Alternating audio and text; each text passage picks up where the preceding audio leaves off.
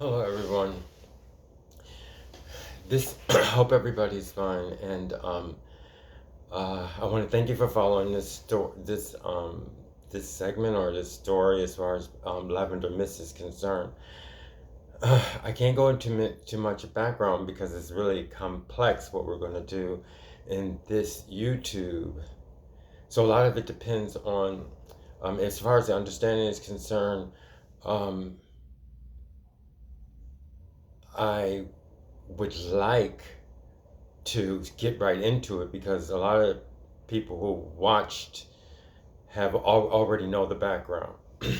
So I'm going to get right into it since it is kind of complex, and it has a segment at the end which is very important. So now I'm going to give the synopsis of what we're going to go over and everything. That's one thing I want to do. One second. Uh,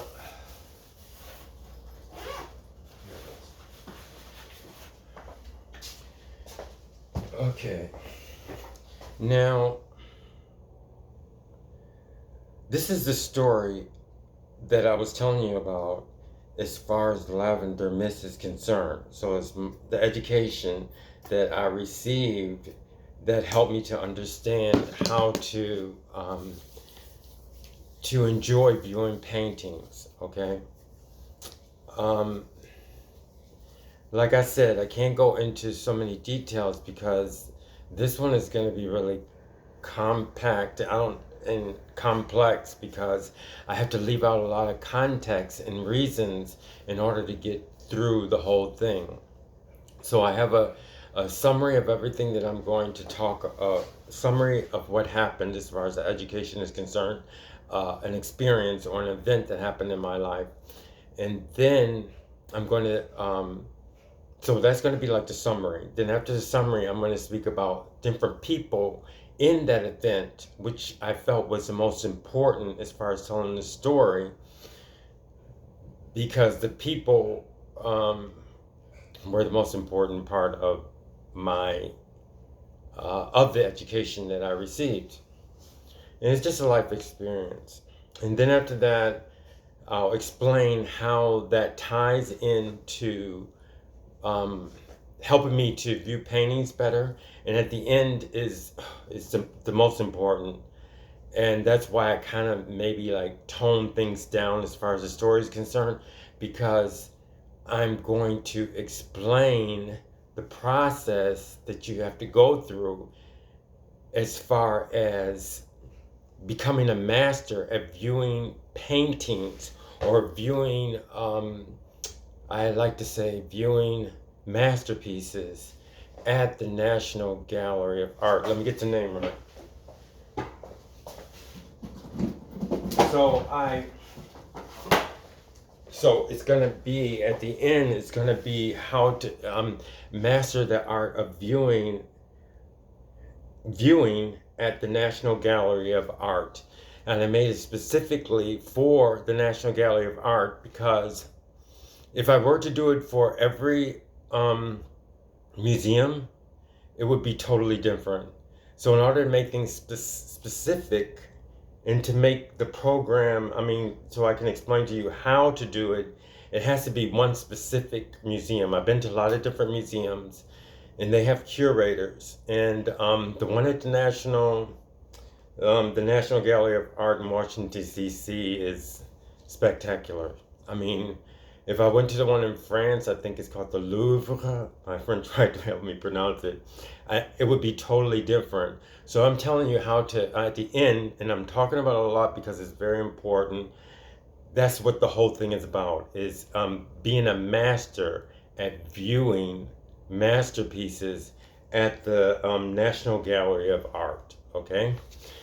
And I would have to say that's the most, if you get anything from these three videos, that will be the most important, because it's giving you something that's like priceless.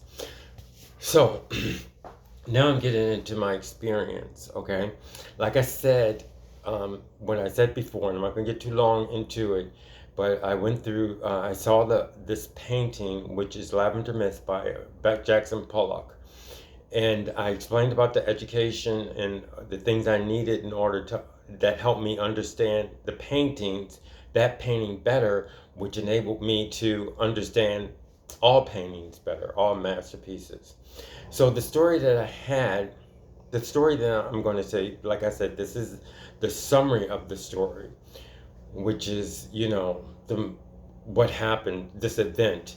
It was 3 years actually after I knew that I would see the lavender mist differently after going through this experience. But I put it down. I mean, how can I say? Um, I made it into one event that was the most important, I think.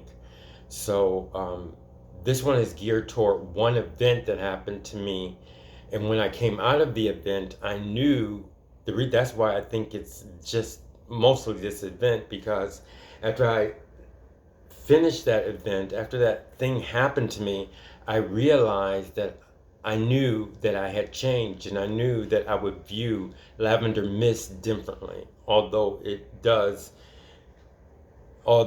it did help me to view all paintings differently, but I'm just concentrating on lavender mist.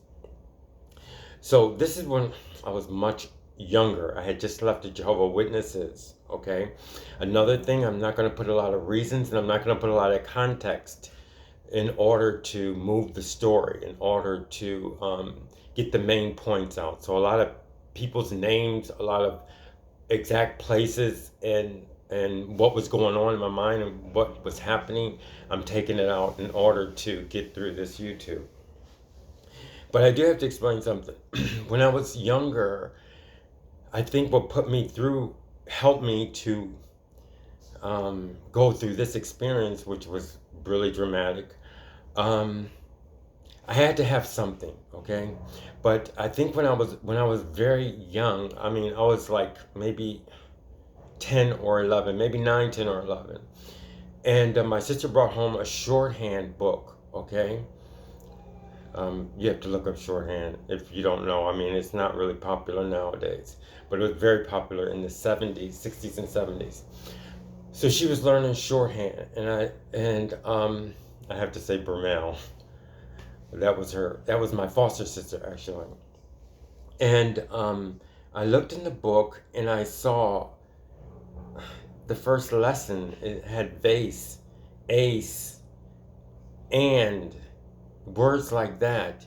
And what happened was they said V was this, and A was this, and E was this. And I had been through first grade. They teach you how to write. I remember like it was yesterday. But I remember specifically, I mean, how they taught us each letter of the alphabet. And then when I saw this book, and I did it on my own, and pretty much it just has to be by accident or God. I mean, but like I said, when I grew up, I really wasn't like God, God, God. I wasn't really into God in my life. I can actually say that. I mean, I was Jehovah Witness and everything, and like you'll have to understand the Jehovah Witnesses in the other tape, so I'm not going to go into that. So, I'm just saying it was by accident, because what I did was I looked at this shorthand book, and I just did the first lessons, and it like changed my whole world. I started studying, and I was saying like, and is just a little circle, and it's not just A-N-D, written A-N-D. And I continually studied that, and it changed my whole concept. I didn't know it was changing my whole concept of everything, but it was changing my whole concept of everything, because I continually studied just that first chapter, and I developed a concept which kind of hurt me in my other studies, because like when I would read, I noticed that, oh, these are just, I noticed that these were letters. It's not the letters help you to say the words, because in shorthand, this this can be vase, or C can be like this. So it's not just the letter. So anyway, but I continually process information, not even knowing that I was doing it. Like I said, it was mostly like linguistics, which I accidentally went into linguistics, and I was studying this for fun all the time throughout my life. But I think it helped me through this experience because I was always processing everything. I didn't feel so many things because processing was much faster. So I think it helped me a lot in life because I would process information and um, not have to understand it. Okay, so here I am. So I'm saying that that's one of the things that helped me, as far as I had to go off into that to let you understand how I made it through this experience. Another thing too, when I grew up, you need this background. When I grew up, there was no such thing as color. This is going to have to do because like I said, I'm not going to explain a lot of reasons. I moved to a city, a small city down south, and I had no idea that anything about the South. I didn't know it was dangerous. I just thought everything was nice and everything was beautiful because the way I was brought up. First, I was brought up in a Jehovah's Witness. I think, again, God had something to do with it because not one time did I hear any in word that affected me, or anybody being prejudiced, and my mother never ever said anything about black and white. My father never said anything about black and white. It was just the way that my life was. There's only one thing that my mother said, which made me even want to, which made it, sugarcoated it, or for whatever, the South or whatever. She only said one thing, and I'm talking about this because this experience happened in the South, with me not knowing if it was dangerous or not. So, my mother told me one thing about the South. She said, and she would tell me these things, and she knew I would remember. Okay, so she didn't want me to have any bad connotations or any bad feelings about going anywhere, or any kind of people. She never said anything about any race. Black, white, it was just a description to me. Okay. She said one time she was down south with one of her children. I guess she was with she must have been with one of her children. I don't know if she had more, but this is the way, it must have been before I was born. Of course it was before I was born. And she said she was with one of her sister-in-laws. No, her mother-in-law. She was with her mother-in-law. And she saw all the cotton, and she said, I wanted to pick the cotton. And we were with all the friends. They were going to pick the cotton, and she was getting ready to pick the cotton because it was so beautiful. And the friends and the people there told her, honey, you can't pick no cotton. They go, honey, you're gonna faint. You would faint out in the thing before the first hour is up. So they wouldn't let her pick the cotton. And then she told me another thing that happened was, she said she was in the bathroom with one of her children, changing one of her children. And she goes, everybody was looking at me. She goes, I didn't understand, but while I was changing I guess one of my brothers and sisters, or sister, everybody was looking at her, and she was going, why is everybody looking at me? I'm just changing this baby. So the whole time she was in the bathroom, she was, changing, but everybody was like noticing her, or staring at her or something. So she said she left the bathroom, and her mother-in-law said, I was looking for you. What happened to you? And she goes, I went to the bathroom. I had to change, my witchicom, And she said, you can't go in that bathroom. That's a white bathroom. And she goes, I didn't know there was any kind of difference between any bathroom. So that's what she told me, and which left me not thinking too much bad about the South or anything. I was just like, No big deal. I mean, and even where I grew up, because we grew up in the South, actually, we moved from North because I was born upstate New York, and then we moved, my mother got married again, and we moved to the South. And again, I mean, even though I was secluded in the Jehovah Witness and my whole life was a Jehovah Witness, you need this background. I'm getting into the story, but you need the background on me. And even though that, uh, even though outside of Jehovah Witness, like I would go to high school, there was no, I mean, and we moved into an area which had very few blacks. It was mostly white neighborhood, and there was no. I mean, it's like they told everybody we were coming, because there was. I heard nothing about racism. I heard nothing about, I mean, which was not real, but put me through high school without having any bad connotations about anybody. I mean, Spanish, white, black, they were all the same. I mean, it's like these people had a script or something. I mean, but now I see that. I mean, I went through high school with nothing. I went through junior high and high school, like I said, and it must have had something to do with God, because, but I didn't, I didn't pray to him or anything. So he must have had something to do with it, from what I see, because everybody else was affected. Okay, a little bit whatsoever. I don't know. So I went through high school. I had white friends. I have black friends, but I mean, no, I didn't really. I had a few black friends in the congregation, but most of my friends were white. But I never noticed any difference. I was riding to school. We went on trips. Nobody said anything. The kids were like so.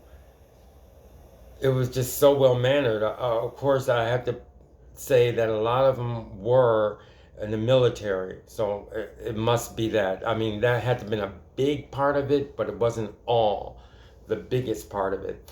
I even remember on a bus one time it was a white guy, and everybody joked around with him. I mean, and he couldn't get a seat, and I felt so bad for him, and I would let him sit with me, and but they joked about him because he was just, I guess smart or whatever, like a nerd or whatever.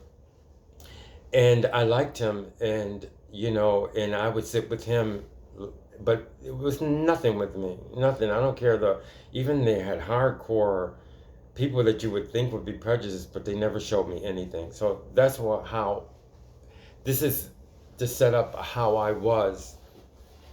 So it was the time, like I said, I was dating my friend, the one who showed me about the art, and you can listen to that in the other YouTubes.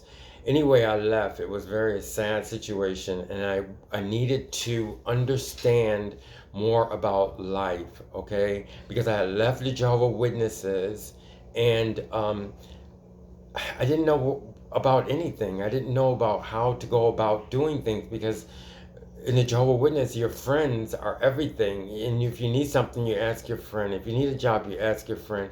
Not if you need a job all the time, but if you get into a problem, you would just call the Jehovah Witnesses. I mean, you know, everything was like, inside the organization. And then, not just that, I had just came from France. So, and that was another big story, but I can't get into a lot of things. Anyway, I was in a bad situation. I had just came from France. It was my decision. Things, I could have stayed there, but I decided to come back to the United States to study, because I knew I had to study in my life. I know I had to study. I have a project. And so I was really in a bad situation. And I was working for um, a restaurant, and the owner loved me. I mean, everybody in the restaurant loved me.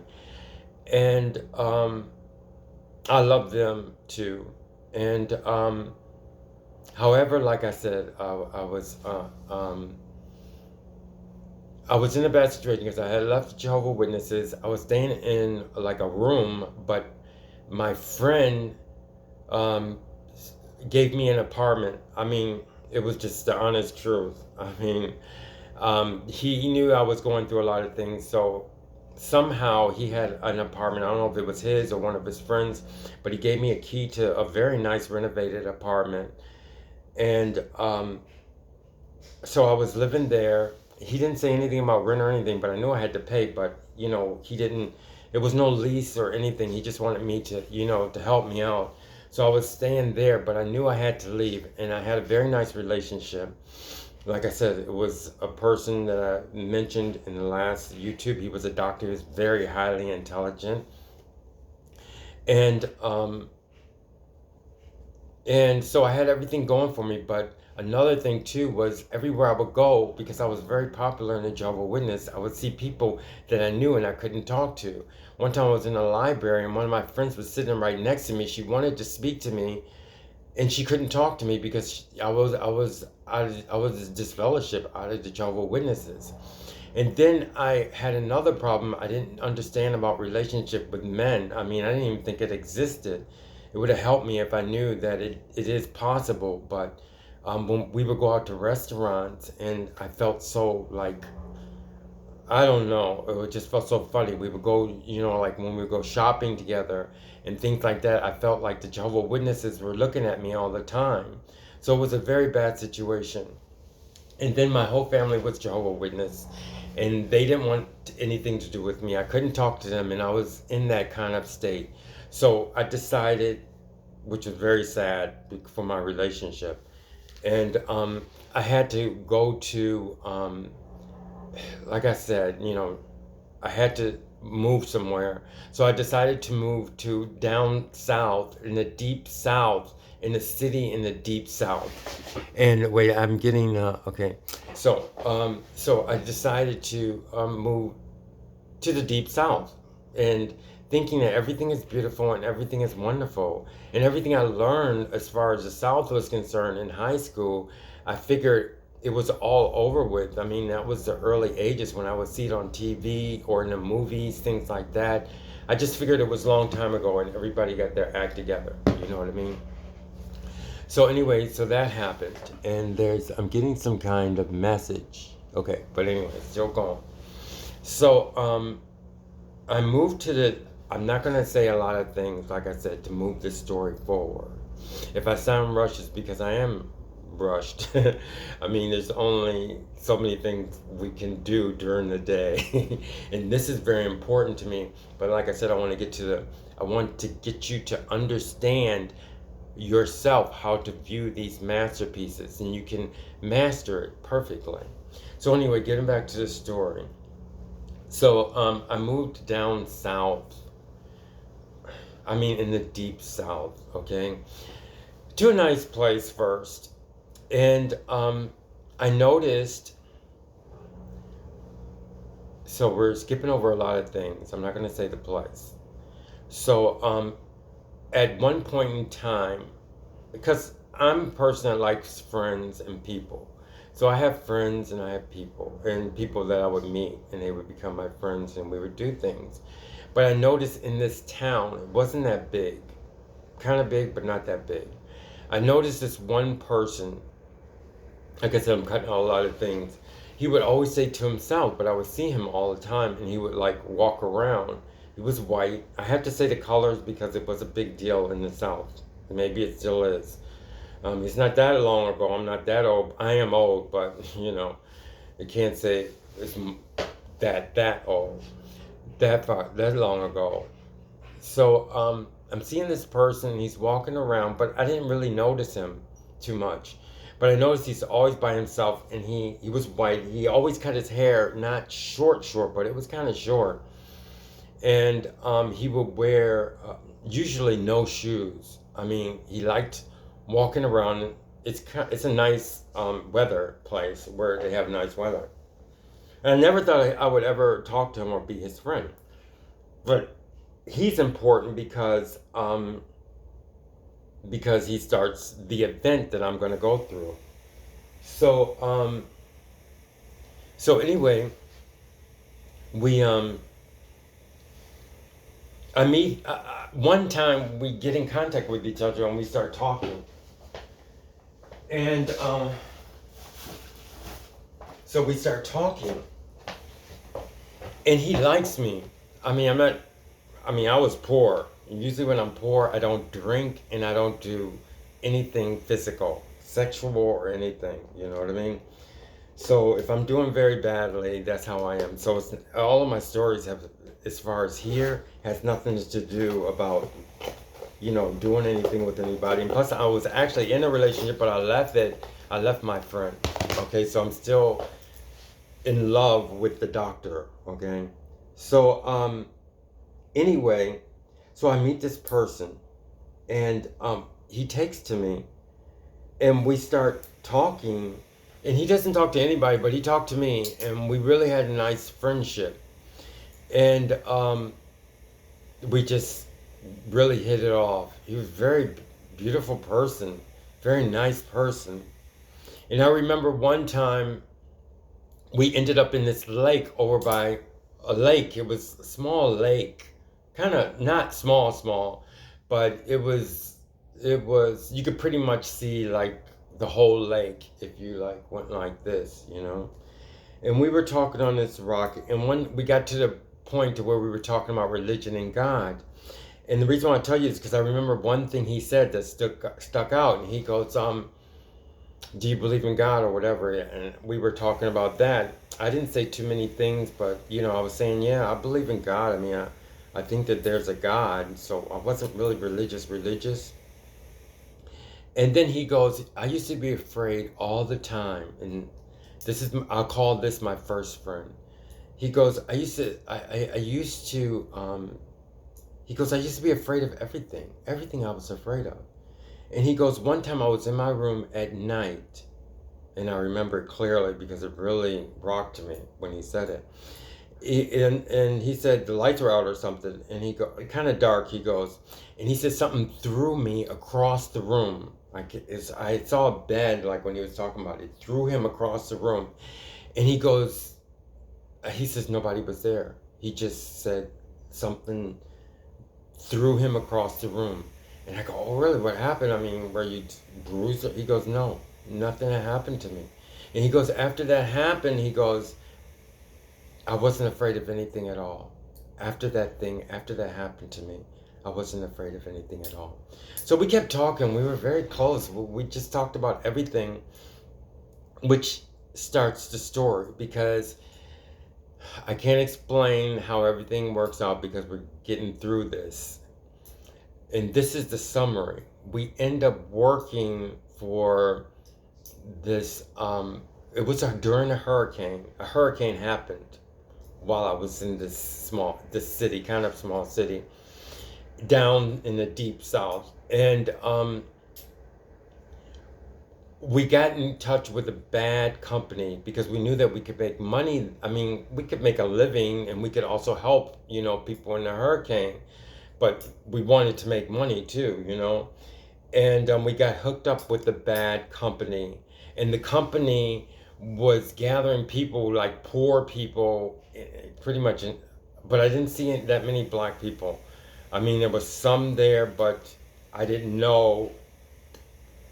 even know how the place was when I just moved to this place. So I didn't have any black friends or anything. I think one, which I mentioned in one of my first YouTubes. But anyway, so we ended up working for this bad company. He got out before I did, and once you're in, we went deeper in the South in small cities. And then once you're in, you can't get out because it's martial law. I mean, they could pretty much get rid of you. They could do anything, but you had to stick with a group because you can't be on the streets after 7 o'clock. It was that early. It was a 7 o'clock curfew. And even at one point in time, even our government, I mean, which I even said, but I know it had to be, to where our group was going around, driving around, and they pulled out their their fucking guns.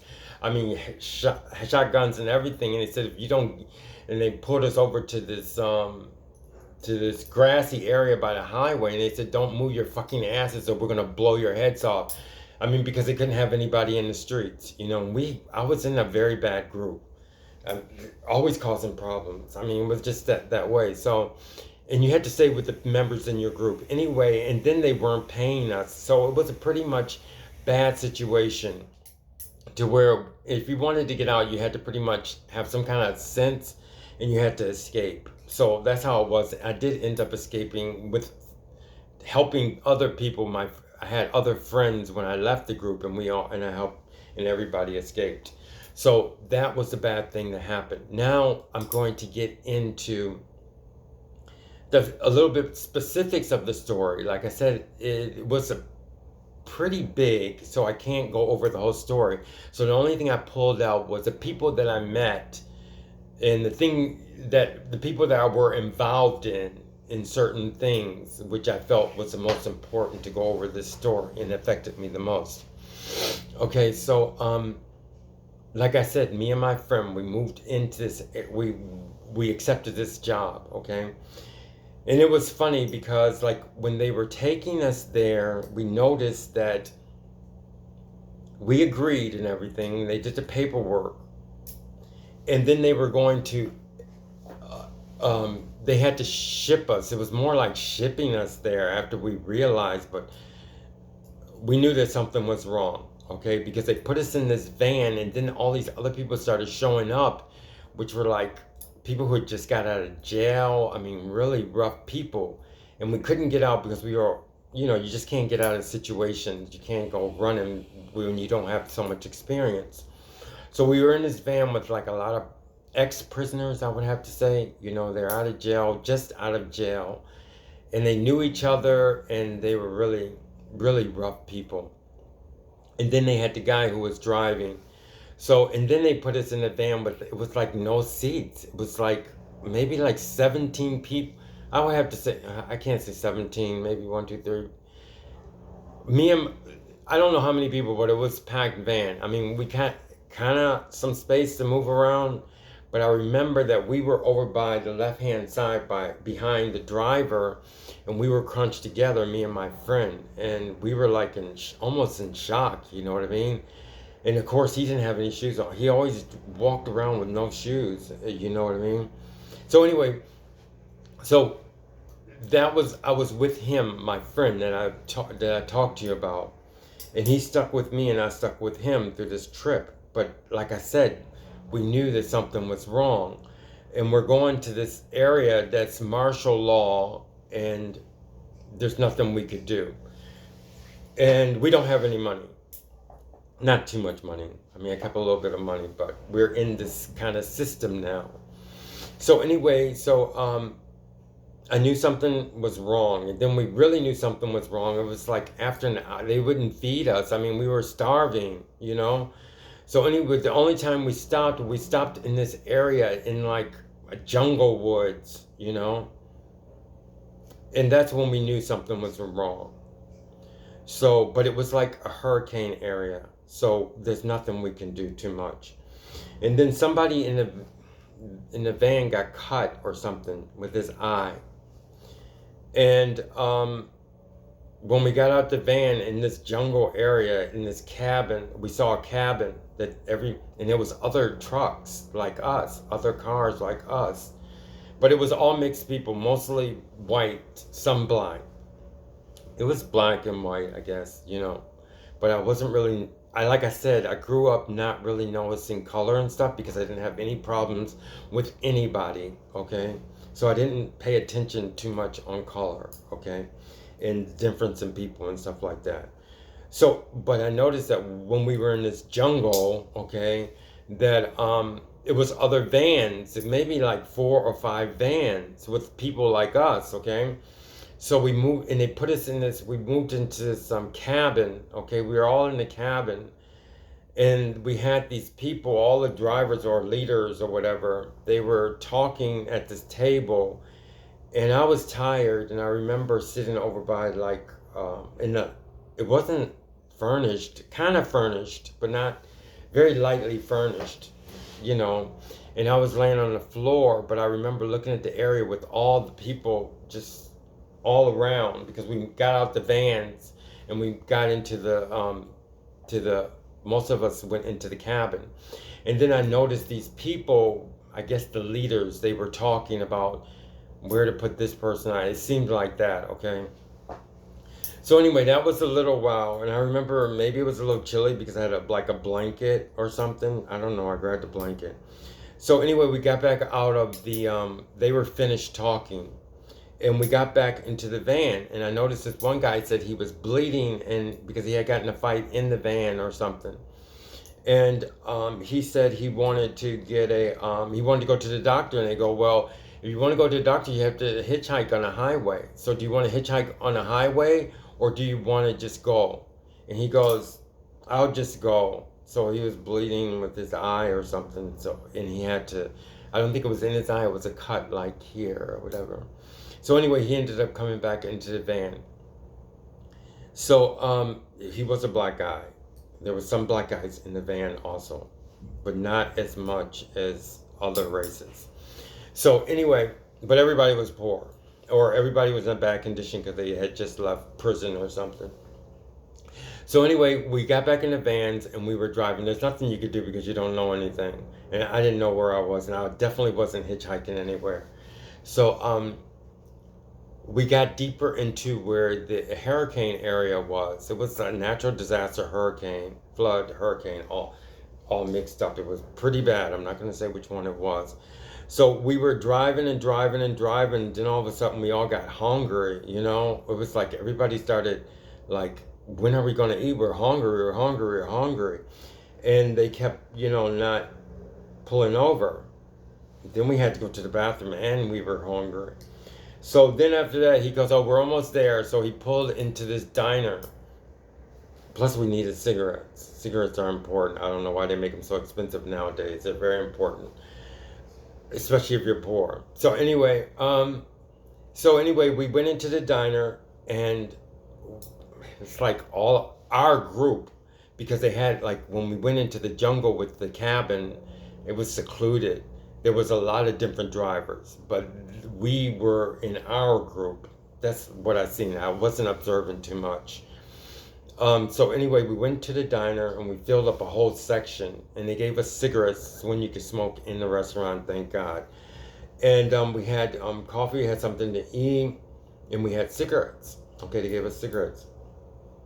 So we felt nourished. So anyway, after that, we got into this area, okay, to where, it was like so messed up. I've never seen anything like that before. It was like trucks upside down. It had houses on the streets. It was just, it was like paintings and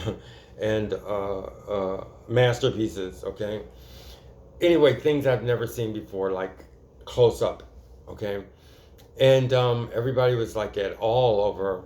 It was like God, doing this, And we put up where we were going to work first. Okay, but now I'm going over. We get to the area. This is how I know that we got trapped, is that I say a boss person, a big boss person. A big boss person pulls out a lot of money and gives it to the driver. And then he leaves, and then we get a leader, okay? And I see the leader, okay? So this leader is another person that is in the story. So now, I actually gave you the summary of everything that happened. So that was a story of me and my friend, my first friend, that we went into this event with I went into the event with, okay? And our first place that we started working at the place where they dropped off and they paid the person a wad of money for us, okay? We didn't see the money, but they said they were going to give us like $10 a day so we can get cigarettes and something to eat, okay? That's what they said they were going to do, point blank, okay? Sometimes we got to $10, sometimes we didn't, okay? But we did smoke most of the time. We did have money to smoke. So, but that's what our life was. Our first Okay, as far as my friend, I'm still with my friend, okay? And this is the person I'm talking about now, my first friend.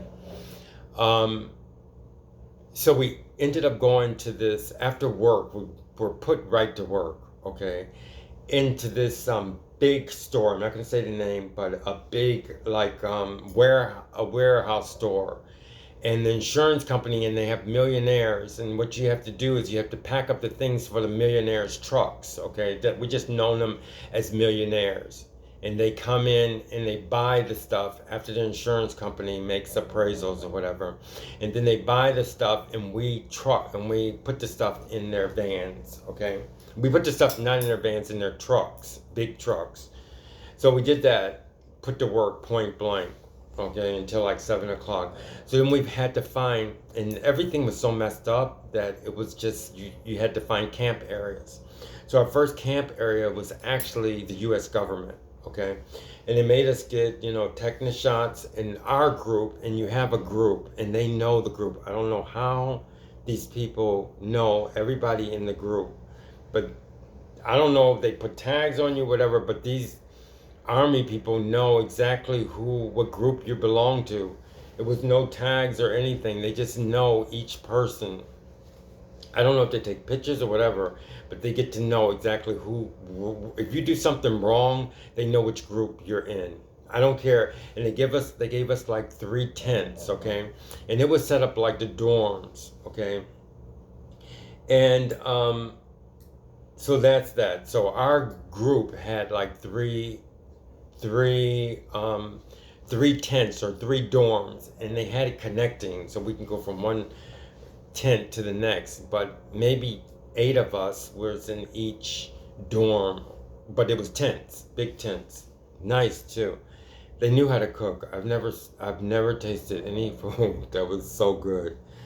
But they let us do anything. And me and my friend, which our bunk was close together, we went investigating the whole place. And I remember I would go to work with the group. He wouldn't, because he was a person that was by himself all the time. Okay, so little did I know that when I went to work, he stayed there, and I remember meeting him and he was telling me everything that he did. And the lights went off, and we started talking. He was telling me everything that this is the last time I was going to see him.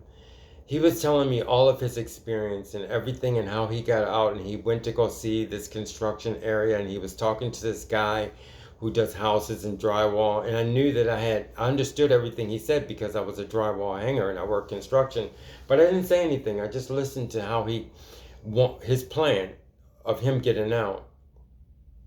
So anyway, then we stopped talking, and he said, "Lamont," I go, "What?" And he goes, "I love you." No, he didn't say it like that. He goes, I don't know how he said it, but he goes, "I love you." I don't even know how he said it, but something like that. And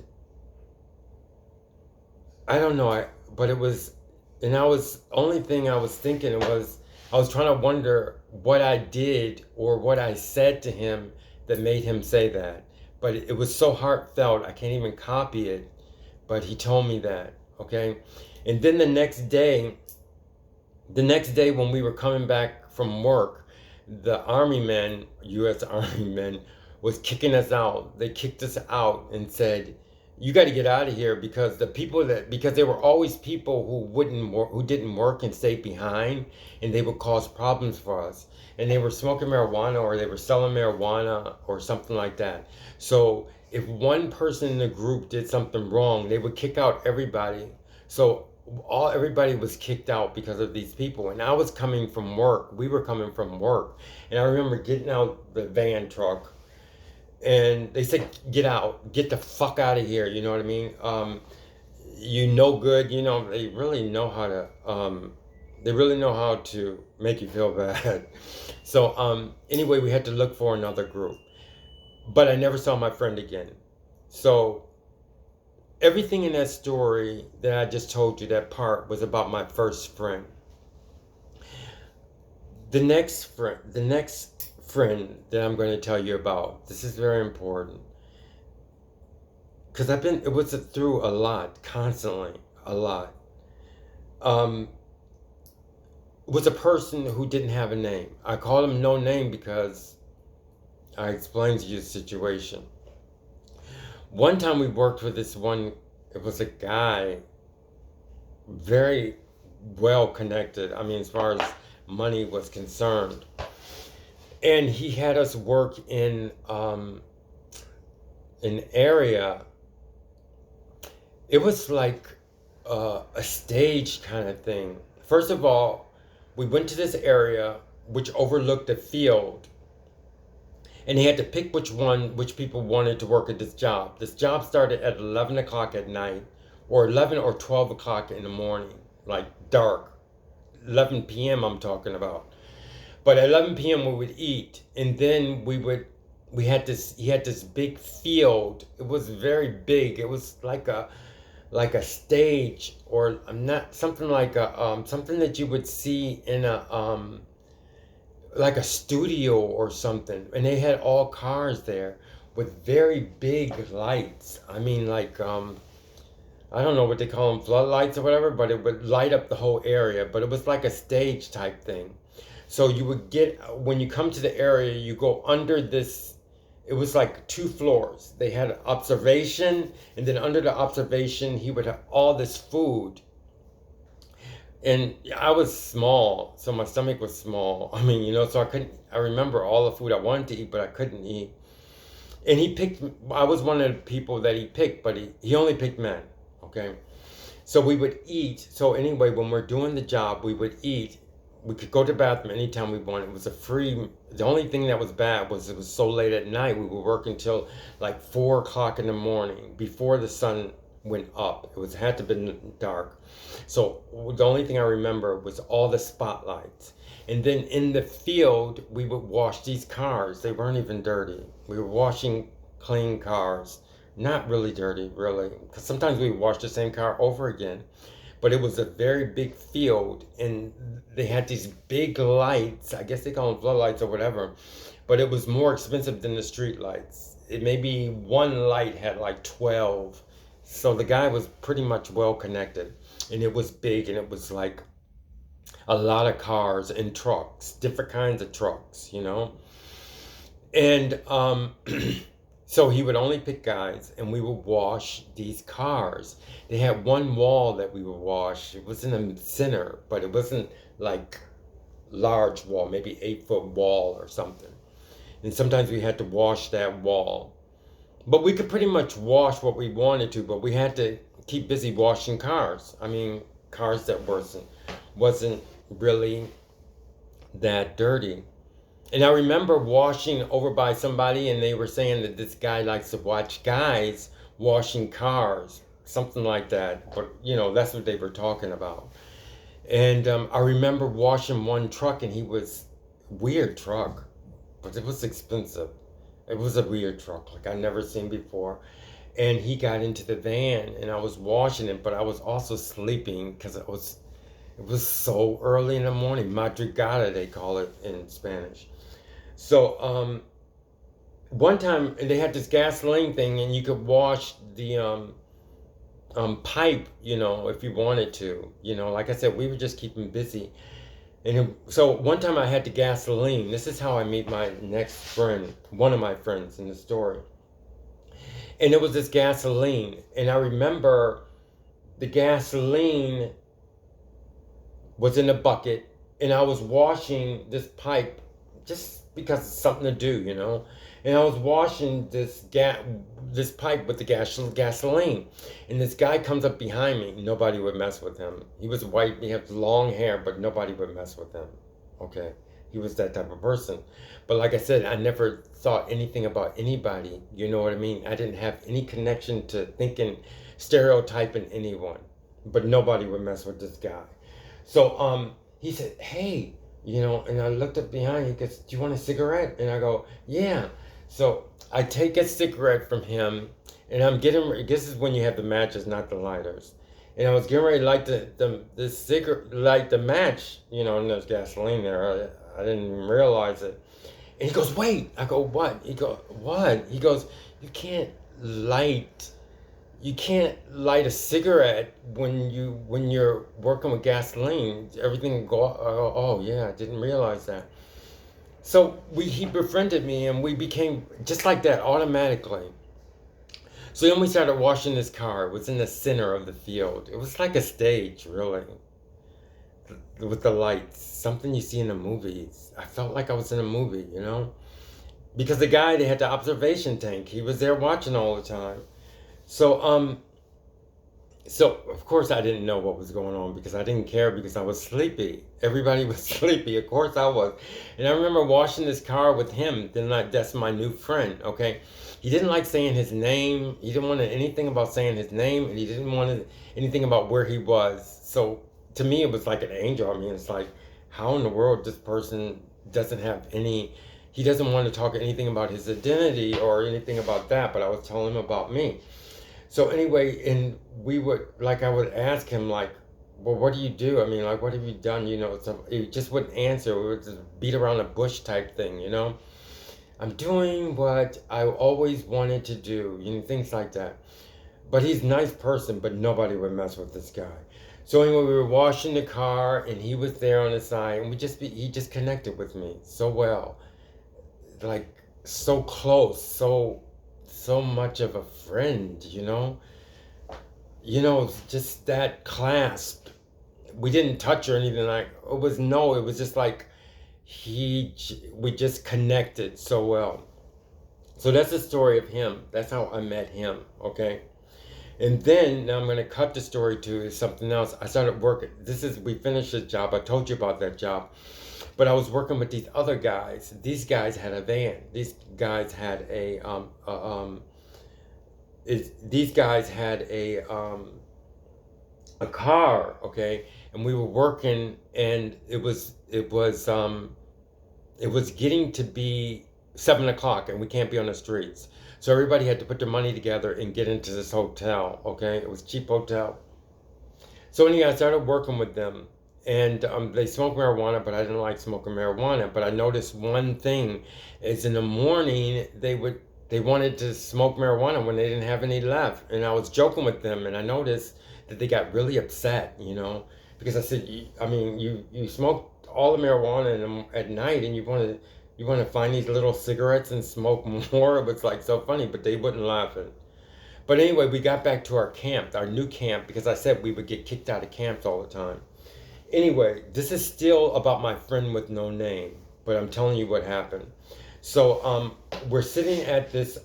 It's a cemented area, and it's a camp area, but they also have these big these recreational vehicles, and they have in our area had a big tarp. The only thing they did for us was it had like a tarp on the top, and then they had like a cement floor, and they had like benches, you know, just one bench or two benches. And I was telling my friends that I was working with, the ones that I stayed overnight with in the hotel, I was telling them I'm not working with them anymore. I worked well with them, but I said I'm not working with them anymore. And he put out this hammer, and I didn't understand because nothing. I wasn't afraid of anything. I didn't care about. I mean, everything was beautiful. Everything was nice. So I didn't see any danger in anything. So I said, I'm not. And we also had just gotten tents. We went to get tents, cheap tents. My tent was maybe like $25, no more than $25. So I was putting up this tent. Although I didn't know that you couldn't put a tent on concrete, but I was taking it out of the box, and I was talking to this guy. I said, I'm not gonna be in your team anymore. I didn't know that you can't like do that, okay? Especially if they could connect it with you. So he took out this hammer and he started pounding it. He was close to me, and he started pounding it on the cement. And he goes, "You're not in our group anymore?" I go, "No." And these are all white. He's white. I had to say that because it was in the South, and they made sure that that it was just like that. They understood color. I didn't have any color, but they did. But they liked me, and they wanted me in their group because I worked well. And I said, "No, I'm not being in your group." I was kind of sassy, and he kept pounding this hammer, which, in hindsight, now I can see that there was a danger for me. And I said, no. So you're not going to be in our group anymore, he goes. He goes, no. And then he pounded this hammer and he brought it back up. And as soon as he brought it back up, my friend came around the corner. I don't know how he came around, but he came around the back. I don't know. And he goes, how are you doing? I go, hi. Nobody would mess with him. I just call him the friend with no name. And he came around the back and he goes, what are you doing? I go, putting up this tent, you know? He goes, well, you can't put up, actually he saved my life, which I didn't realize. And he goes, you can't put the tent, you're so funny because you can't put the tent, you can't make a tent on the cement. It has to be the ground. So, he said, come here. So I went with him and he built my tent. And in that area, I would sleep at night. I would sleep at night when I came back from work, and he would stay up at night. And I would, he would sleep in the mornings when I would go to work. And when I would come back, I would sleep in the tent, and he would get up. I mean, at night, I would sleep in the tent. And then in the morning when I would get up for work, he would sleep in the morning. So we shared the tent. He slept in the morning. He didn't sleep at night. Everybody that was running around and doing whatever they were doing, he was around with everybody. Actually, now I can see that he made sure nothing happened to me in that thing. Another thing too is we moved to another place because we got kicked out of that area. Now I'm shortening the story until the end, but it's important. So and I'm sorry it's going on, but that's the way it has to be. So so anyway, the next thing, the next camping area, I didn't know how to make my tent, so I was just going to not make a structure and just get inside the tent with it just laying on the ground. And a truck came up. The leader was in it, and he came, and it was my friend with no name. And he goes, "Do you know why I came back?" I go, "No." He goes, "I came back because of you. That's the only reason why I came back. Otherwise, I would be gone." So he says, "Let me see your tent." So I showed him my tent, and he goes, "Wow, you really don't know how to do a tent." So he did my tent, and that tent, when I would go to sleep, because this was a different kind of area, different scene, he would sleep outside my tent, and I would sleep in the tent. Now I'm going to close the story. Um, Even though I'm trying to tell you, now you understand how bad it was. We always had to have camping areas. Anyway, we had to escape. I ended up having 3 new friends, okay,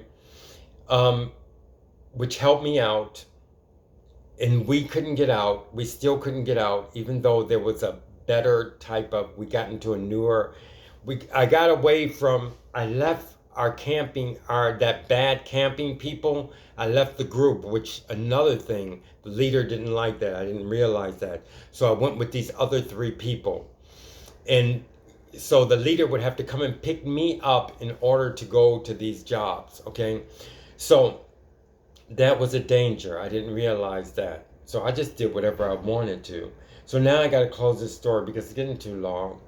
But you understand how bad it was. So one time the boss came, a leader, I call him leader. The leader came to me in this, because I had left my normal group, which I didn't know that he didn't like. So he came to my camping area, my new camping area that I had with these 3 friends. And one was, I call one a best friend. And my best friend had his 2 other friends. So I had 3 people that we were connected together very well. So he came, so on Saturdays and Sundays we wouldn't work. Saturday, the leader came, rough guy. He would get rid of anybody, seriously. And I would call him the boss owner.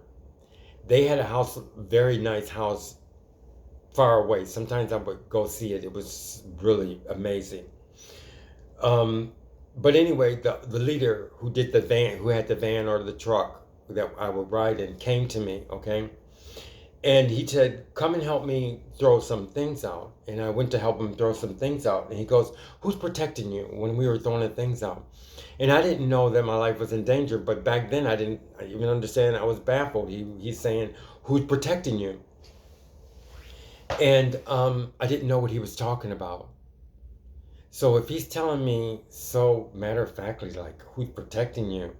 I mean, I was really in a bad situation. That means that a lot of people, even that he knew that my life was in danger all the time, but I never felt it. Thanks God. I didn't even pray. I didn't even know God.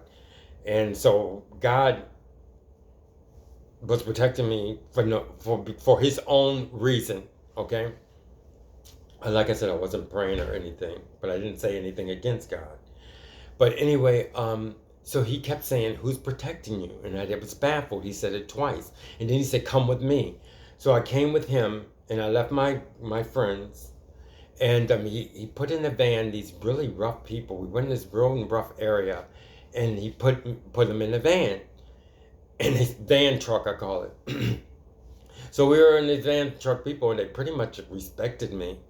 And I was much younger, okay? So um, so anyway, and then he started playing and joking with these guys, but I guess he's noticing that these guys not doing anything to me or saying anything to me, or just basically respecting me. So then he says, okay, so he let them guys go. So then we were in the van together, and he goes, we have to do something.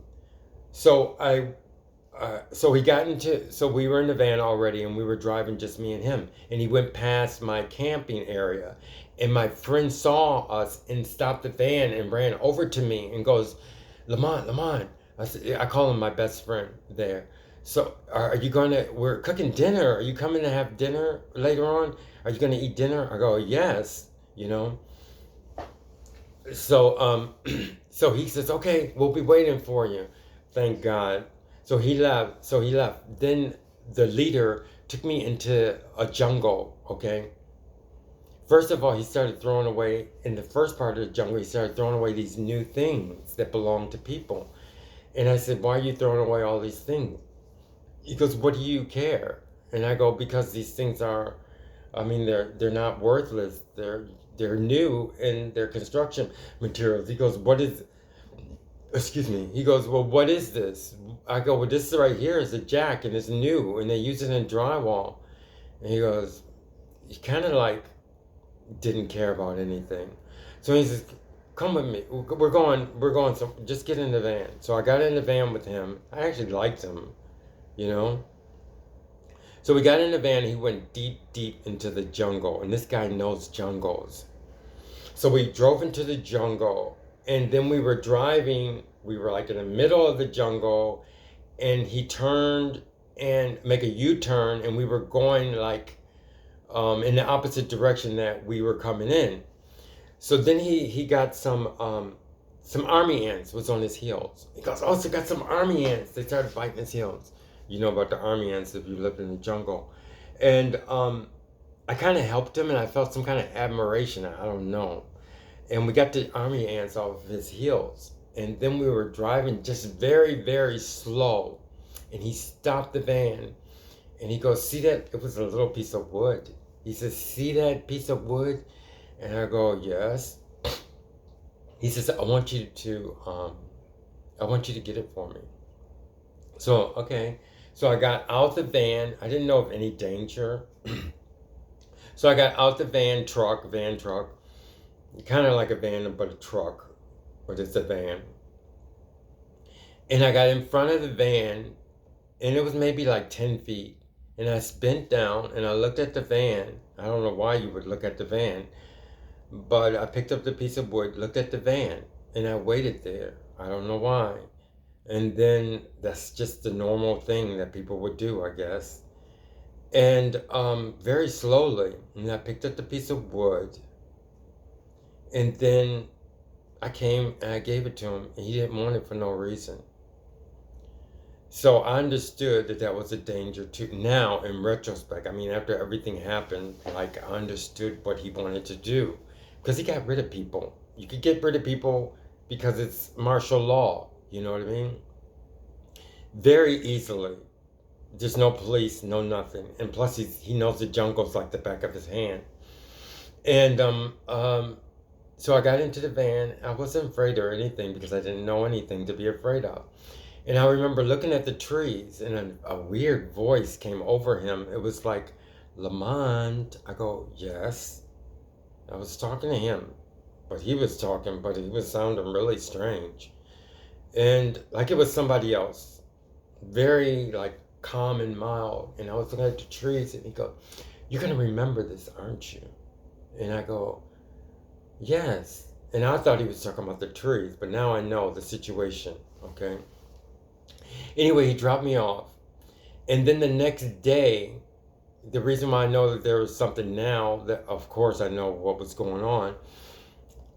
One of the business people for this business, okay, rushed over to me and the next day with his car, in a car. He says, we got to pay you. And you got to get in the car. We're got to pay you.